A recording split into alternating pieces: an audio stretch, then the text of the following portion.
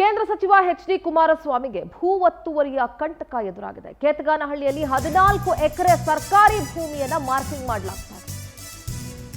ಇವರೇನು ನುಂಗಿ ನೀರು ಕುಡಿದಿದ್ರಲ್ಲ, ಆ 14 ಎಕರೆ ಸರ್ಕಾರಿ ಭೂಮಿಯ ಮಾರ್ಕಿಂಗ್ ನಡೀತಾ ಇದೆ. ಕಂದಾಯ ಇಲಾಖೆ ಅಧಿಕಾರಿಗಳ ನೇತೃತ್ವದಲ್ಲಿ ಮಾರ್ಕಿಂಗ್ ಆಗಿದೆ.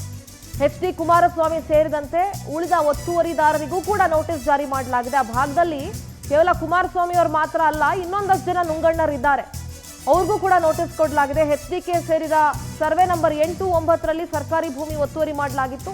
ಎಚ್.ಡಿ. ಕುಮಾರಸ್ವಾಮಿ ಹೆಸರಿನ ಸರ್ವೆ ನಂಬರ್ 8/12, 9/1, 9/2ರಲ್ಲಿ ಒತ್ತುವರಿ ಮಾಡಿಕೊಳ್ಳಲಾಗಿತ್ತು. ತೋಟದ ಕಾಂಪೌಂಡು, ಶೆಡ್ಡು, ಅಡಿಕೆ, ತೆಂಗಿನ ಮರ ತೆರವು ಮಾಡಬೇಕಾಗುತ್ತೆ. ಜೆಸಿಬಿ ಮೂಲಕ ಒತ್ತುವರಿಯನ್ನ ತೆರವು ಮಾಡಲಿದ್ದಾರೆ ಅಧಿಕಾರಿಗಳು. ಒತ್ತುವರಿ ಬಗ್ಗೆ ಉತ್ತರ ನೀಡಬೇಕು ಅಂತ ನೋಟಿಸ್ ಅನ್ನ ಕೂಡ ಡಿಸಿ ಕೊಟ್ಟಿದ್ದಾರೆ. ಕೆಲ ಸರ್ವೆ ನಂಬರ್ಗಳಲ್ಲಿನ ಜಾಗದಲ್ಲಿ ಸರ್ಕಾರಿ ಭೂಮಿ ಇದೆ, ಒತ್ತುವರಿಗೆ 7 ದಿನಗಳ ಒಳಗಾಗಿ ನೀವು ಉತ್ತರ ಕೊಡಬೇಕು ಅಂತ ಡೆಡ್ಲೈನ್ ಕೊಟ್ಟಿದ್ದಾರೆ.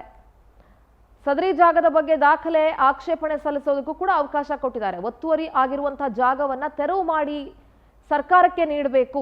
7 ದಿನಗಳ ಒಳಗೆ ಯಾವುದೇ ಉತ್ತರ ನೀಡದೇ ಇದ್ರೆ ತೆರವು ಕಾರ್ಯವನ್ನ ಮುಲಾಜಿಲ್ಲದೆ ಮಾಡಬೇಕಾಗತ್ತೆ ಅಂತ ಡಿಸಿ ನೋಟಿಸ್ ಅಲ್ಲಿ ಮೆನ್ಷನ್ ಮಾಡಿದ್ದಾರೆ.